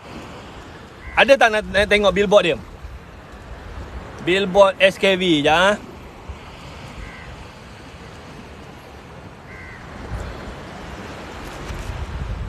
Ni. Siapa pernah nampak ni? Siapa kenal ni? Pak Nel. Ni dia punya company dia. SKV. Alright. Apa soalan tu tadi? Allah, sorry banyak sangat komen. Apa soalan tadi? Apa kandungan jus tu? Apa kandungan jus tu? Sekejap. Darah tinggi. Sorry banyak komen, tak pergi sabar lah apa. Sorry saya terlepas tadi. Alright, ni dia punya company. Ni billboard dia. Alright. So memang sekarang ni untuk company ni, untuk tahun ni lebih kurang 30 orang sudah jadi jutawan. Saya salah seorang jutawan SKV lah. Sorry saya tak sempat baca komen. Apa soalan tadi? Tulis balik. Banyak sangat komen. Okay. So saya tak nak cerita lagi pasal ni. Saya nak cerita saya buat kereta sewa. Alhamdulillah bisnes tu saya kira macam saya mula 2 biji kereta. Lepas kacau lah benda ni. Sekejap saya off dulu ni. Okay, so saya mula bisnes kereta sewa 2006. Lepas tu saya beli kereta 2 biji. Lepas tu ada toki Cina ni bagi saya 7 biji. Dan saya punya income tu dapat 2,000. So duit gaji tu memang bayar hutang. Lepas tu duit kereta sewa tu memang saya guna untuk belanja lah. Alright, so 2008 saya start dapat mula-mula saya sewa kereta dekat student. Lepas tu 2008 saya start dapat orang awam. Lepas tu saya start dapat company. So bila saya dapat company tu, alhamdulillah memang bisnes saya meroket gila kan. And then 2009 saya kira beli kereta, saya ambil kereta family saya apa semua. So 2009 saya dah ada 20 biji kereta. 2010 bisnes tu alhamdulillah okey apa semua. 2010 saya dah ada 70 biji kereta. Asal 2006 saya mula dengan 2 biji kereta dalam keadaan takut-takut apa semua. 2010 saya dah ada 70 biji kereta. Sebiji kereta saya punya sewa lah purata dalam 1,500 sebulan. You bayangkan 1,500 kali dengan 70 biji kereta, maknanya sebulan saya punya total sale lah dalam 100,000 lebih. 100,000 lebih lah. So masa tu saya punya net profit dalam 30%, 40% lah. Sebulan memang 30,000, 40,000 saya punya net profit kan. So 2011 saya decide untuk berhenti kerja. And then saya buka company. And then 2012 barulah saya tahu saya dah jadi jutawan. So 2012 lah. Sebab masa tu saya start tu saya company pun tak ada. Duit memang terkabur. 2011 baru saya daftar syarikat. Lepas tu 2012 baru saya tahu saya dah touch 1 juta pertama. And then saya expand lah business saya. Saya start buka cawangan bla bla apa semua. Sampailah tahun 2014 saya punya total sale 4 juta. Saya asalnya orang miskin, anak penolong Felda, kerja makan gaji, hutang keliling pinggang. Saya mula bisnes, struggle, and then alhamdulillah saya start bisnes kereta sewa 2006. 2014 saya punya sale 4 juta. So masa tu you bayangkan kalau saya punya profit dalam let's say lah dalam 10% kan. So itulah memang alhamdulillah lah kehidupan saya berubah kan. Saya boleh berhenti kerja, saya boleh beli apa yang saya suka, saya boleh beli rumah apa semua kan. Saya nak you all pun dapat capai benda ni. Tak kisahlah you anak orang miskin ke, orang biasa ke, semua orang boleh berjaya. You nak dengan tak nak ya, jangan bagi alasan. Kalau saya cakap join this company, you join, you belajar, InsyaAllah semua orang boleh berjaya. Jangan bagi alasan, takut apa semua kan. Alright. So you just WhatsApp saya. Kereta sewa ni modal besar tuan-tuan, modal besar. Lepas tu sekarang ni persaingan pun banyak. Ada Socar lah, ada Grabcar lah, ada Travel lah, banyak. So dulu boleh, sekarang ni kalau you buat tu struggle sikit lah. Struggle sikit, persaingan banyak. And then sekarang ni semua orang nak sihat kan. So sekarang ni saya join SKB ni, kalau nak dibandingkan SKB dengan kereta sewa, SKB ni 100 kali ganda lagi power daripada kereta sewa kan. And then you tak payah buat benda yang bisnes yang susah-susah. You buat bisnes yang senang. Bisnes ni senang, modal RM65 je kan. Alright. So saya nak cerita sikit. Saya bisnes dah okey kan, dah okey. Daripada 2014 sale 4 juta. Saya nak cerita macam mana saya jatuh. Ada tak nak tahu macam mana saya boleh jatuh? Kan? Ya.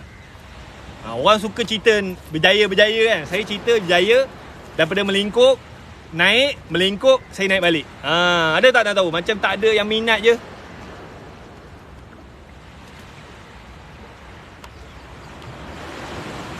Sebenarnya bisnes saya start jatuh tu sebelum Covid lagi. Sebelum Covid lagi. Alright. And then saya cerita ni bukannya saya nak salahkan siapa-siapa. Saya berkongsi ni just sebagai pengajaran lah. Kesilapan tu daripada saya. Sebab apa? Saya tak ada ilmu, banyak benda lah. Cuma saya cerita ni supaya you boleh ambil pengajaran. Ada tak nak tahu? Kalau nak tahu, komen nak tahu. Okay, so 2014 bisnes saya, sebelum 2015 bisnes saya memang boleh buat duit. Memang sebulan 30,000, 40,000 saya punya profit. Memang boleh nampak duit kan. Memang best lah. Saya memang ada beli rumah, boleh simpan, saving, memang alhamdulillah. So saya 2011 saya dah berhenti kerja daripada universiti. And then memang hidup saya mewah lah masa tu lah. Memang alhamdulillah. Saya duduk kat Sarawak je. Saya duduk kat Sarawak masa tu.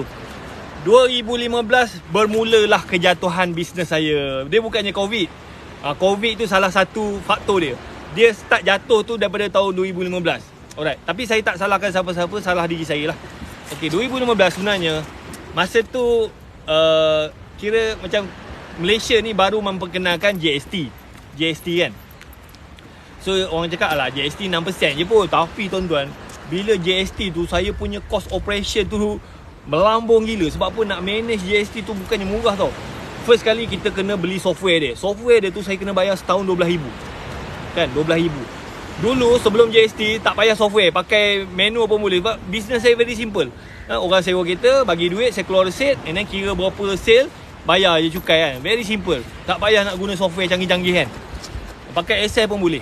Tapi bila GST je kena pakai software. Lepas tu software tu kalau kita seorang pakai murah, tapi saya ada banyak cawangan. So setiap cawangan tu kena ada account di sini. So lagi banyak account tu lagi banyak lah kena bayar. Setahun saya kena bayar 12,000. 12,000 kan untuk sistem lah. Okay, tak apalah, bayar lah kan. And then Uber punya software tu bukannya automatic running. Saya ingat bayar 12,000 settle. Tak. Kena ada orang key in. Kena ada orang jaga. So sebelum GST, isi saya lah yang manage account kan. So okay, very simple. Tapi bila GST, isi saya hari-hari menangis. Hari-hari menangis sebab apa? Banyak sangat kerja. Duit kena bayar dekat account, kita kena tax invoice, kena release GST. Lepas tu duit tu bukan duit saya, duit lisensi apa semua, duit saya punya team kan. Dia orang kena submit claim, lepas tu kita kena check duit apa semua, kena release. Banyak gila kerja. You bayangkan masa tahun 2015 tu kita punya total sale 5 juta. Sebulan dalam 400,000, 500,000. Satu orang manage apa semua memang boleh gila kan. So isi saya hari-hari menangis. Banyak sangat kerja. Lepas tu yang kita punya lisensi ni asyik, Mana duit saya? So pening kepala kan. Dah lah kita nak kena bayar sistem, nak kena manage, nak kena buat documentation apa semua, banyak kerja. So kita pun ambil lah pekerja seorang kan, untuk bantu, untuk bagian account. And then pekerja ni, dia buat tu, dia pun menangis-nangis tau. Sebab terlalu banyak kerja. Banyak sangat kerja, documentation banyak sangat. Kalau kita miss documentation, kita kena penalty, kena denda kan. So daripada seorang, ambil lagi 3 orang. So sekarang ni saya ada 4 orang pekerja yang urus bahagian account untuk manage GST saja. Kalau kita tak manage, kita kena penalty. Bapak gila lah. So untuk 4 orang pekerja ni, saya kena bayar gaji 6,000 sebulan. 6,000 sebulan. So 6,000 kali dengan 12 bulan, dekat situ dah 72,000. Gaji pekerja untuk manage sistem tu saja 72,000 sebulan, setahun. sistem tu saja 12,000, dah 80,000 lebih kan. Aku dah struggle. Okay, tak apa, kita bayar. Kita sebab apa kita nak follow government. Okay, follow apa, sebab semua orang kena bayar GST kan. Ada. So first you daftar, HQ akan bagi training 5 hari. Lepas tu nanti kita akan bagi group, ada video tutorial apa semua. And then saya setiap minggu pun saya akan bagi coaching lah, InsyaAllah kan. So ebook pun saya ada buat apa semua. You join je. Sebab saya join ni dah 2000, daripada bulan 2. So memang ada team saya yang dah buat sales 50,000 kan, 70,000 dah ada. So memang saya dah, bawah saya pun dah ada jutawan dah. Training tu kena jual ke? Confirm lah kena jual. Kalau tak jual macam mana nak buat duit kan. Tapi you boleh, first kali produk ni, bila kita nak jual, kita kena guna lah. Macam saya guna, lepas tu saya share. Jangan menjual. Share, kongsi kan. Sebab apa, dulu saya gemuk. So saya guna produk dia. Ini alhamdulillah berat badan saya turun. Macam saya live tadi daripada pukul 7 pagi. Sekarang ni pukul 8.30. Dah 1 jam lebih saya bercakap. Kalau you all live, memang you pancit. Sebab apa, saya guna produk SKV ni, saya ada stamina. Alhamdulillah, saya jarang jatuh sakit. Kan. Okay, so dia SKV ni produk dia, neutral. Saya tak boleh nak tunjuk. Kalau saya tunjuk nanti kena ban saya punya video. TikTok ni bengong sikit. Aku tunjuk produk je memang kena ban. Ni produk dia neutral. Ni untuk flush. Saya minum ni hari pertama saya cirit 5 kali. Gila, banyak gila. So kalau you ada masalah berat badan, perut you buncit kan, dalam perut you tu sebenarnya ada kerak tahi. So kerak tahi ni kalau you tak buang, dia akan mendatangkan kanser. Dia boleh. Sebab apa, saya ada ipar saya, umur baru 50, meninggal sebab kanser. Anak 6 orang, kecil-kecil lagi, kesian. Sebab apa, memang perut dia besar. So you tengok, kalau perut you buncit, perut you besar kan, dekat dalam tu memang ada kerak tahi. Kerak tahi ni dia dah berkumpul lama. Kalau you tak buang, so silap hari bulan dia boleh mendatangkan kanser. So you kena remove. So saya minum ni apa, hari pertama je cirit 5 kali. Esok minum lagi, cirit lagi. So perut saya dah kempis lah. Betul. You tengok, kalau siapa-siapa yang ada masalah berat badan, perut buncit, suami you ke semua kan, perut buncit apa semua, you jaga-jaga. Sebab apa, dalam perut dia tu, dalam usus dia tu memang ada kerak tahi. Kerak tahi ni sangat bahaya. Sebab apa, dia akan menyerap dalam kita punya sistem badan. Dan lama-lama dia akan menyebabkan, dia boleh bertukar jadi kanser. Tu yang tiba-tiba banyak orang tiba-tiba kena kanser. Sebab apa, usus dia tu kotor. You kena cuci. Dan produk ni you jangan risau. Sebab apa, yang buat ni doktor. Saya guna dah 9 bulan, alhamdulillah okey, tak ada masalah kan. Kan. So ni the best, you daftar jadi ejen. The best you daftar jadi ejen. Alright. So you tengoklah, kalau you isi kan, you tengok suami you perut buncit kan, kalau you tak detox dia punya perut lah, silap-silap boleh kena kanser. Saya ada, itulah ipar saya meninggal sebab kanser. Sayang, anak kecil-kecil. Saya baru melawat anak dia, kecil je. Anak dia yang paling kecil umur 2 tahun. Allah, kesiannya. 2 tahun dah tak ada ayah dah. Kesian betul. Sebab apa, tak jaga kesihatan. Duk kerja kan. Lepas tu kena kanser. Pergi Thailand, potong dia punya usus. Tak lega juga, lalah meninggal. Kan. Siapa kat sini yang perut buncit, ataupun suami dia ke bapak dia ke yang perut buncit? Laki masalah dia perut buncit. Umur 40 memang perut buncit. Kalau tak buang tu, memang tak cuci tu, memang. Even Nabi sendiri pun cakap, kan, ada hadis Nabi cakap, punca penyakit datangnya daripada perut kita. So Nabi pun cakap kena cuci usus. Kalau zaman Nabi dulu, dia ada minum daun lah, daun teh sana kan. Saya pun pernah minum, tapi memang rasa rumput lah, memang tak sedap. So yang ni memang sedap. You minum, saya hari-hari minum SKV. So kalau you ada perut buncit kan, ada suami you, ada adik-beradik you perut besar, you beli ni, memang minum ni, saya minum ni hari pertama je cirit 5 kali. And then kita cirit tu tak sakit. Memang cuci. Saya dulu perut besar gila, Pak. Saya dulu perut saya bapak buncit gila. Sekarang ni alhamdulillah dah kempis sikit. Dulu perut saya besar kan. Sekotak RM100, kotak RM105. Sekotak RM105. Memang best. Produk memang ada KKM, ada JAKIM halal, founder dia tu memang Dr. Syed. Dia punya duta dia Pak Nel. Kan. Sebab tu produk ni senang jual. Sebab apa? Founder dia doktor, kan. Produk dia ada KKM.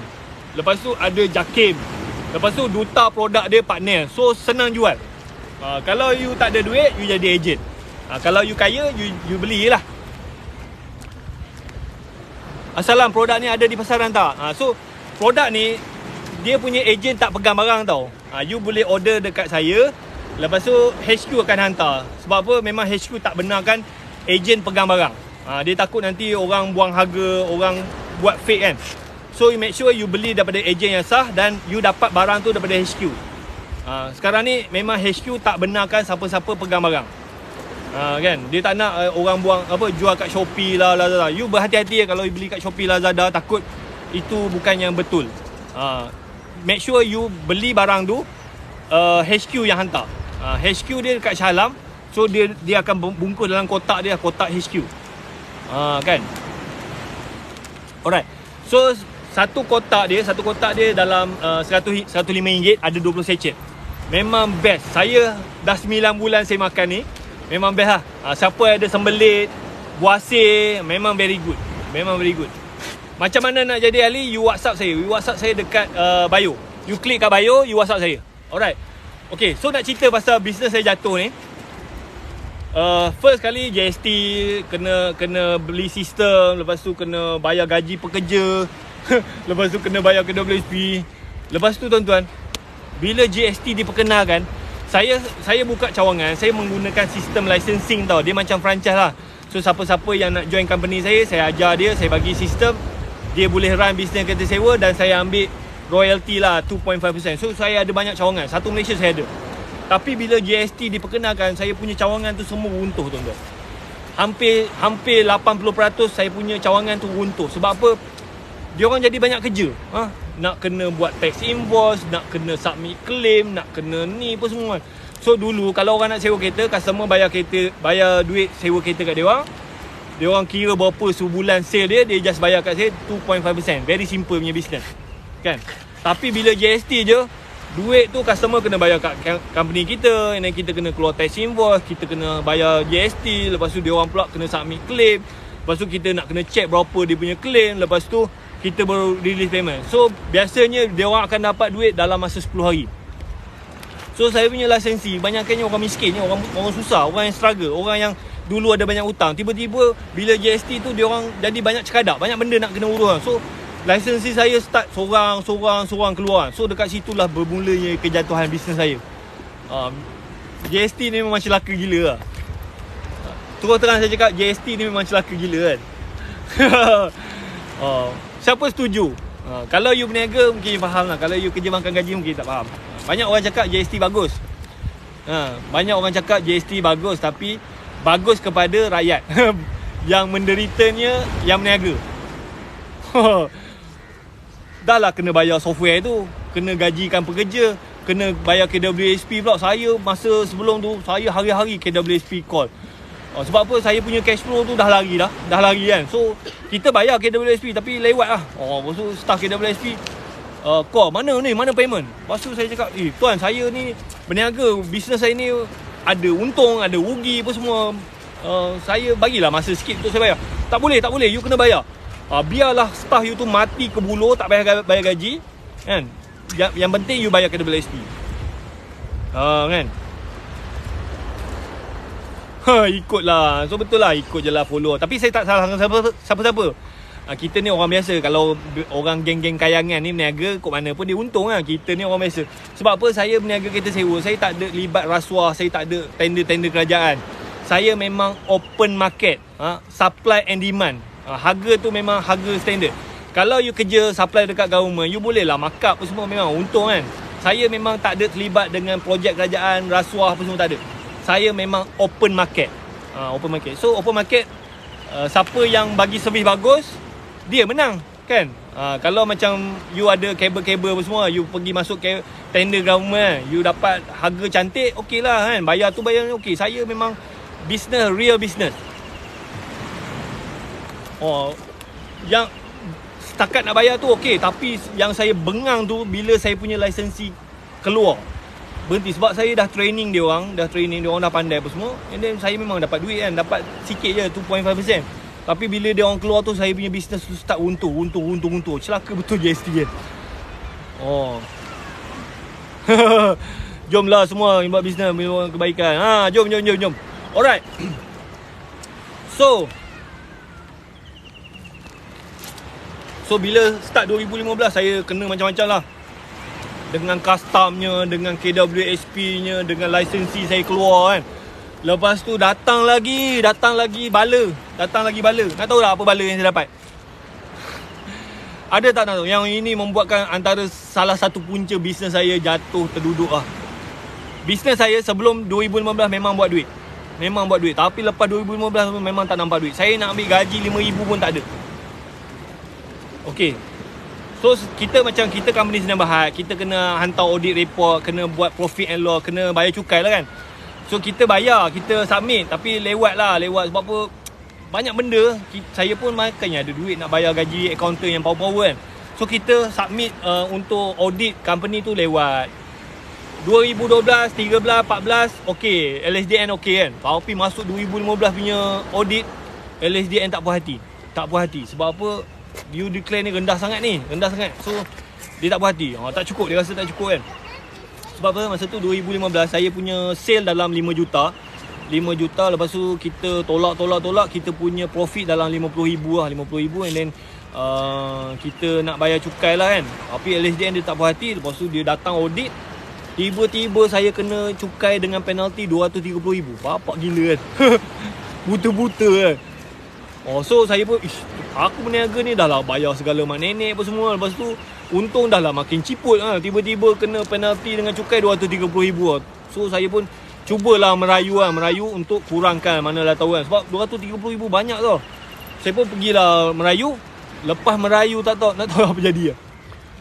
Saya peminat dengan sewa kereta. Boleh bagi, you jangan buang masa lah buat kereta sewa lah. You buat bisnes yang senang kan. Kereta sewa ni lambat nak kaya. Sekarang ni dah ada Grab kan, dah ada persaingan terlalu banyak. Bukan air arak ni, Fitech. Ni air kosong sebenarnya. Air kosong. Kalau saya tunjuk produk, saya kena ban. So saya guna ni untuk air minum.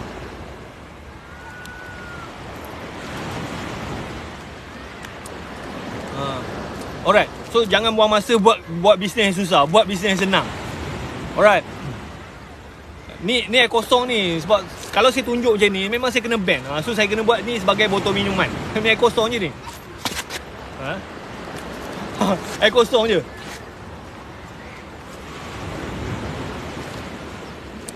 Alright.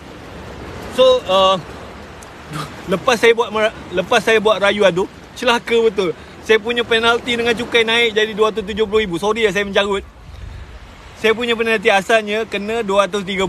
Saya buat rayuan kena naik penalti tu jadi 270,000. Celaka betul LSDN. Lepas tu saya pun nak rayu lagi, dah rasa takut kan aku rayu lagi naik lagi kan. Sebab pun memang LSDN memang celaka betul. Memang dia nak cari duit. Ni zaman-zaman bosku. Zaman-zaman bosku. Kan.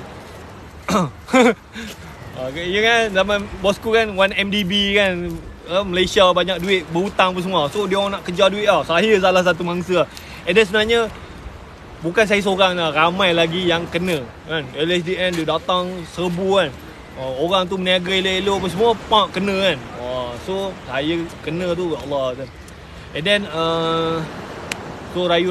So saya kena bayar penalti tu 36 bulan. Sebulan saya kena bayar 7,500.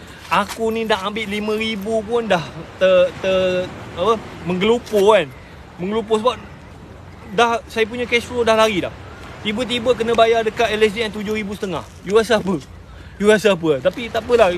Kita rakyat biasa, kita follow je. Lepas tu saya sempat bayar 6 bulan keluar post dated check kan. And then tapi lepas saya check rupa-rupanya sebenarnya company saya dikecualikan cukai 2 tahun. Sebab apa? Saya baru dapat lesen pelancongan. Masa tu Kementerian Pelancongan dia keluar perkeliling, mana-mana syarikat pelancongan yang dapat lesen dia dikecualikan cukai 2 tahun. So saya dapat lesen 2015, saya kena cukai dengan penalti 2015 270,000. So sepatutnya saya tak bayar cukai kan. Lepas tu bila saya submit tu senyap semua. Tapi saya punya duit tu 7,500 kali 6 bulan dah burn lah. Celaka betul. Celaka betul. Kan. Okay, so tak apalah. Benda dah lepas kan. Nak fikir pun tak boleh. So saya struggle nak fight, nak make sure company tu okay kan. Alhamdulillah, walaupun macam-macam dugaan apa semua, saya keep fighting. And then saya pun tak terfikir bila tahun 2020 COVID-19 melanda, PKP apa semua kan. Saya business tu memang dah struggle. Tapi saya boleh fight lagi. Masuk je 2020 COVID-19, saya punya income zero terus. Tak ada income setahun lebih. Aku dah lah struggle ni kan. Lepas tu sekarang ni tiba-tiba tak ada income. Terus saya punya pekerja semua berhenti kerja. Booking tak ada, income tak ada. Saya cuba berniaga, tapi berniaga tu saya tak ada ilmu. Berniaga rugi, saving saya habis. And then saya sebenarnya tuan-tuan, masa tahun 2021 Januari, saya kira macam bisnes kereta sewa saya jatuh, staff saya berhenti kerja, semua staff berhenti kerja tau. Lepas tu saya cuba jual produk, rugi, saving saya makin sikit. Lepas tu masuk tahun 2021 saya kena saman tuan-tuan. Saya kena saman. Saman ni bukannya bank saman tu. Yang saman ni kawan-kawan saya. Sebab apa? Masa saya berniaga, dia orang bagi modal. Lepas tu saya gunakan modal tu untuk expand business lah. So tiap-tiap bulan saya bayar lah kan, profit sharing. Tapi bila business saya dah jatuh tuan-tuan, saya tak ada duit nak bayar. So kawan-kawan sini dia tak peduli, kau jatuh ke tak jatuh, kau kena bayar. So lalas saya cakap saya tak boleh bayar apa semua. And then dia orang saman saya. Tu saya tuan-tuan, masa tahun ni awal tahun Januari 2021, saya almost macam nak gila tuan-tuan, macam nak gila. Saya cakap, ya Allah, apa salah aku, apa dosa aku? Aku tak buat salah apa pun. Kenapa aku diuji macam ni? Saya macam rasa nak mengamuk, rasa nak marah, rasa macam nak bunuh diri lah. Macam saya lost everything tau. And then salah ni bukannya, saya rasa bukan salah saya tau. Salah ni banyak faktor. Tapi saya rasa saya loser, saya gagal. Kan, aku ada anak bini, nak pergi makan, duit saving dah habis, bisnes tak jalan kan. Macam nak gila tuan-tuan. Januari 2021 lah tau, macam nak gila. Bisnes tak boleh jalan. Pekerja berhenti kerja. Bisnes saya jual produk rugi, saving makin habis, kena saman lagi kan. Segala mak nenek saya kena bayar apa semua. Kalau you jadi saya, you rasa apa? Bisnes saya daripada jutawan jatuh terduduk. Tak ada duit kan. You rasa apa kalau you jadi saya? Kan. Kalau rasa berdosa, saya rasa ya Allah, rasa saya down gila masa bulan 1 tu, down gila, rasa ya Allah, kenapalah kau uji aku macam ni. Aku tak buat salah pun, aku solat, aku bersedekah, aku banyak bantu orang. Kenapa kau uji aku macam ni? Apa salah aku, apa dosa aku kan. So saya macam nak hilang iman dah masa tu. Alright. So saya duk cerita ni sebab mungkin ada yang belum tahu lagi. Kan, memang depressed. Kalau masa tu kan banyak kes bunuh diri, tapi saya tak sampai lah. Saya memang, ya Allah, kenapa ni? Okay, so saya nak cerita balik macam mana saya bangkit balik. Okay, nak tak saya cerita macam mana saya bangkit balik daripada bisnes tu melingkup, saya pun saving pun dah habis, kena saman apa semua. Dan saya join SKV daripada zero, 10 bulan saya dapat buat jualan 2.7 juta dan saya punya profit 200,000. Every month saya punya profit 20,000. Kan? So you kalau down pun semua, you jangan give up. You keep buat je. Jatuh bangun tu perkara biasa. Dan rupa-rupanya baru saya tersedar, kadang-kadang kita ingat Tuhan uji kita, kita jatuh ni, kita rasa kita loser, kita rasa kita gagal. Sebenarnya kadang-kadang jatuh tu adalah rahmat. Sebab saya ada tengok satu orang ustaz ni, dia cakap, you jangan ingat bila you jatuh tu Tuhan nak uji you, bala kat you. Kadang-kadang jatuh tu adalah rahmat. Sebab apa? Hujan daripada langit turun jatuh ke bumi. Orang tak kata hujan tu bala. Orang kata hujan rahmat, hujan membawa rahmat. So jatuh kadang-kadang membawa rahmat. Sebenarnya bila saya jatuh tu, itulah rahmat yang Tuhan nak bagi. Mula-mula saya rasa Tuhan nak uji saya, Tuhan tak sayang saya, Tuhan macam kenapa anaya saya kan. Tapi sebenarnya itulah rahmat. Sebab apa? Bila saya join SKV, satu modal rendah kan, modal rendah. Lepas tu masa saya buat bisnes sewa, kalau saya punya sale tu 500,000, kalau saya punya sale bisnes sewa 500,000, saya nak ambil gaji 5,000 pun belum tentu, tuan-tuan. Sebab apa? Banyak sangat overhead. Nak bayar staff, bayar tu, bayar ni kan. Sampai saya pun tak ada duit kan. Tapi bila saya jatuh, memang bisnes tu tak boleh nak jalan, saya join SKV. Saya buat sale 800,000, saya punya net profit 60,000. Saya buat 2 orang. Itulah rahmat. Dulu saya setiap hari nak fikir pasal staff, nak fikir pasal cukai, nak fikir pakai KWSP, nak pakai banyak benda nak fikir. Lala aku sendiri pun tak ada duit. Sekarang ni staff tak ada kan. Every month 800,000 sale kan. Lepas tu saya boleh bantu ramai orang lagi. Bawah saya ada lebih kurang 500 orang. Ada yang dah buat 10,000, 20,000, 50,000 sebulan. So itulah rahmat dia. Founder je faham sebenarnya profit kecil. Betul. Founder je faham kan. Kita ingat founder ni hebat kan. Tak. Sebab apa? Banyak benda. Saya buat bisnes sewa. Masa saya mula-mula tu saya suka kereta, saya suka jumpa orang kan. Tapi bila bisnes tu besar, banyak benda nak fikir. Nak fikir pasal cukai, nak fikir pasal HR, nak fikir pasal marketing. Banyak. Lala kita sendiri pun tak ada duit kan. So bila jadi ejen, semua HQ dah bagi, aku fokus guna produk, share. Sebulan sekarang ni saya punya sale dalam paling tinggi lah 800,000. Saya punya untung 60,000. Saya buat 2 orang je dengan isteri saya. Kita orang boleh travel mana-mana, duduk kat mana pun boleh. Dulu ya Allah, nak ambil 5,000 pun tak boleh. Kira abang silap buat bisnes ke dulu jadi ejen lagi muda? Dulu tak ada benda ni tuan-tuan. Dulu tak ada sistem macam ni. Sekarang ni baru ada. So saya bagus. Saya macam SKV ni dulu dia guna sistem lama, stocking agent. SKV ni pun dulu kalau you nak jadi stocking dia modal 20,000. Sekarang ni SKV dia dah tukar kepada sistem baru. Dia sistem dropship. Sistem dropship kan. So saya join saya join SKV 2021 Februari. Saya join dalam keadaan saya nak gila tu.